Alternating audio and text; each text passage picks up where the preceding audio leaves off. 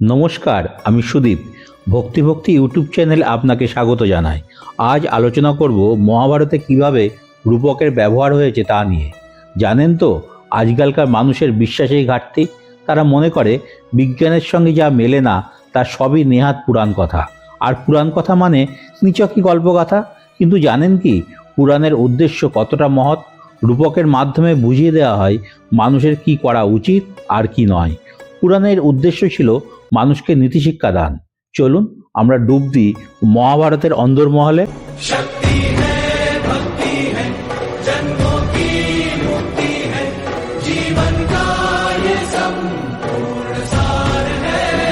সত্যি বলতে কি, মহাভারত ধর্মগ্রন্থ আমাদের কাছে দাপর যুগের প্রতিচ্ছবি, কিন্তু মহাভারতে লেখা হয়েছে একই সাথে সাধকদের জন্য এবং সমাজের জন্য।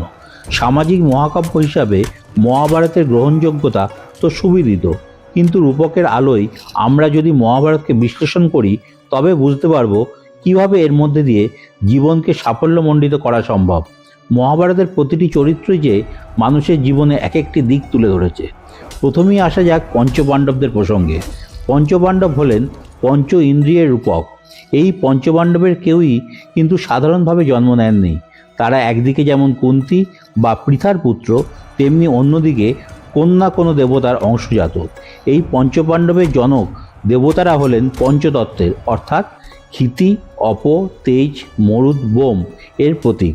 আর তাদের সাথে মিলনে পঞ্চপাণ্ডবের জন্ম। সেই কুন্তী বা পৃথা হলেন ধরণীর প্রতীক। ধরণীর সাথে পঞ্চতন্ত্রের মিলনেই তো হয় দেহের জন্ম। এই দেহ আবার চালিত হয় পঞ্চ ইন্দ্রিয়ের মাধ্যমে, অর্থাৎ পঞ্চদেবতা হলেন পঞ্চতত্ত্বের প্রতীক, কুন্তী ধরণীর প্রতীক এবং পঞ্চপাণ্ডব পঞ্চ ইন্দ্রিয়ের প্রতীক। আবার পঞ্চপাণ্ডবদের স্ত্রী পাঞ্চালী হলেন পঞ্চপ্রাণের, অর্থাৎ প্রাণ, অপান, সমান, ব্যান, উদান এর সমন্বয় রূপ। পঞ্চ ইন্দ্রিয় সক্রিয় হয় এই পঞ্চপ্রাণের মাধ্যমে, অর্থাৎ পঞ্চ ইন্দ্রিয়ের চালিকা শক্তি হলো পঞ্চপ্রাণ। তাহলে দেখা যাচ্ছে ধরণীর সাথে পঞ্চতত্ত্বের মিলিত রূপে লাভ করা দেহ সক্রিয় হয় পঞ্চপ্রাণ এবং পঞ্চ ইন্দ্রিয়ের মিলনে। মহাভারতে এটিই তুলে ধরা হয়েছে। তাহলে কৌরবদেরও কি কোনো প্রতীকী রূপ আছে?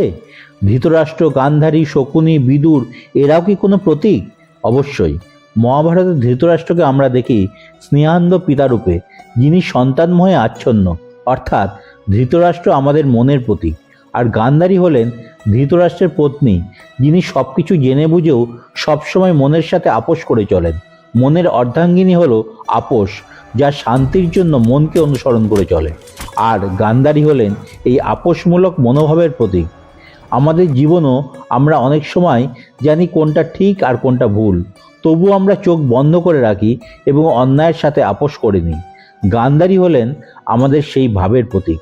আমরা জানি মন হলো শতধা বিভক্ত, অর্থাৎ মনের প্রবণতাগুলি কথা এখানে বলা হয়েছে। 100 কৌরব হলো সেই প্রবণতার প্রতীক। আমাদের মন সবসময় নিজ প্রবণতার প্রতি অপত্য স্নেহে ডুবে থাকে। ধৃতরাষ্ট্র হলেন সেই ভাবের প্রতীক। আর মন যখন নিজ প্রবণতার প্রতি অন্ধ থাকে এবং নিজের বোধ বুদ্ধি থাকা সত্ত্বেও দৃষ্টিকে আবৃত করে রাখে, তখনই আপোষমূলক মনোভাবের নিকটবন আত্মীয় কুটিলতার আবির্ভাব হয়। মহাভারতে গান্ধারীর ভাই শকুনি এই কুটিলতার প্রতীক। এই কুটিল ভাব আমাদের মনে আসে যখন মন বিবেচনা না করে তার সকল প্রবণতার সাথে আপোষ করতে চায়। তখনই এই কুটিল ভাব মানুষের মনের শান্তি নষ্ট করে তাকে নিয়ে যায় সর্বনাশের পথে। ধৃতরাষ্ট্র ও গান্ধারীর সবচেয়ে বড় সুহৃদ ছিলেন বিদুর, যিনি ছিলেন বিবেকের প্রতীক। কিন্তু মন বিবেকের কথা শুনতে চায় না, তাই তো তার পতন হয়।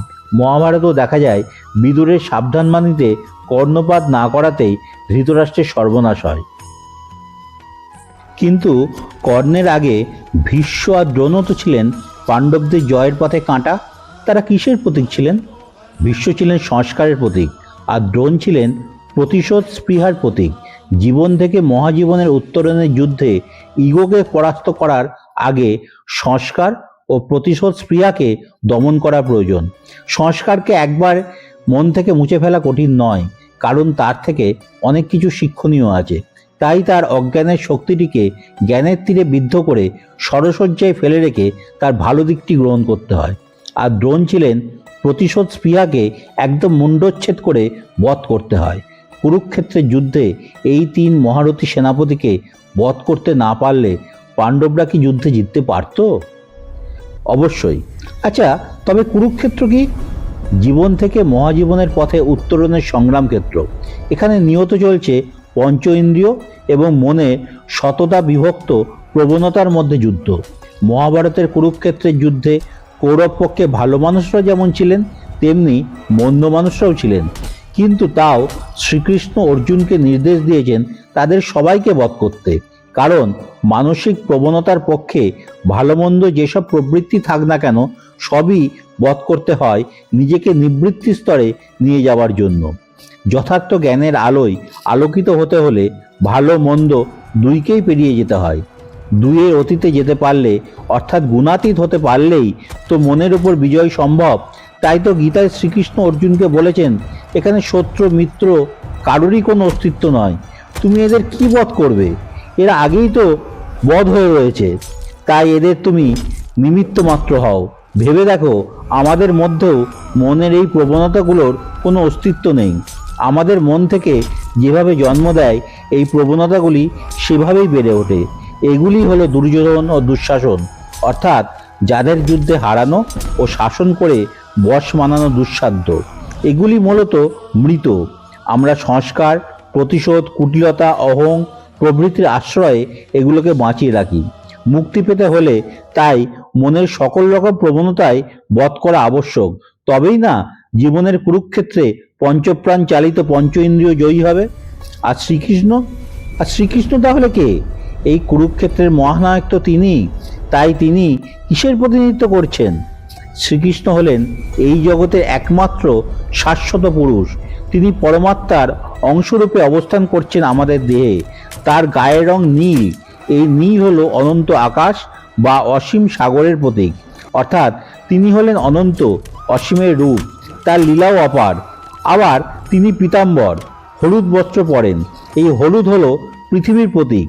তাহলে শ্রীকৃষ্ণকে বিশ্লেষণ করলে দেখা যাবে অসীম অনন্ত পরমাত্মা পার্থিব দেহ ধারণ করে এসছেন। পার্থিব দেহে ধরা দিয়েছেন অপার্থিবের অস্তিত্ব। কিন্তু কুরুক্ষেত্রের যোদ্ধা নন দ্রষ্টা। পরমাত্মা যেমন দ্রষ্টারূপে অবস্থান করেন জীবদেহে, তাই সর্বাবস্থায় সেই পরমাত্মার উপর শরণাগত হয়ে থাকতে হয়।